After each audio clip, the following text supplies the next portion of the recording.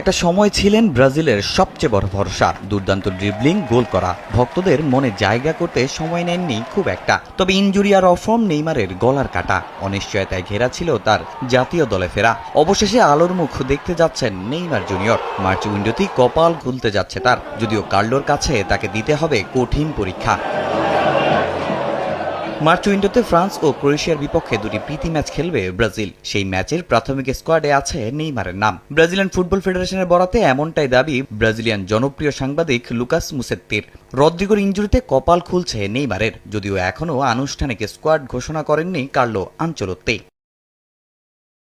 বয়সের বিবেচনায় 2026 বিশ্বকাপটাই নেইমারের জন্য শেষ মেগা আসর। যুক্তরাষ্ট্র, কানাডা, মেক্সিকোতে হতে যাওয়া 2026 বিশ্বকাপে নেইমারকে ফেরানোর দাবি দীর্ঘদিন ধরেই করে আসছিলেন তার ভক্তরা, কিন্তু একের পর এক ইনজুরি কঠিন করে দিয়েছিল সেই সুযোগ। কদিন আগেই ফিরেছেন ইনজুরি থেকে, তবে এবার সেই আশা পূরণ হওয়ার পথে।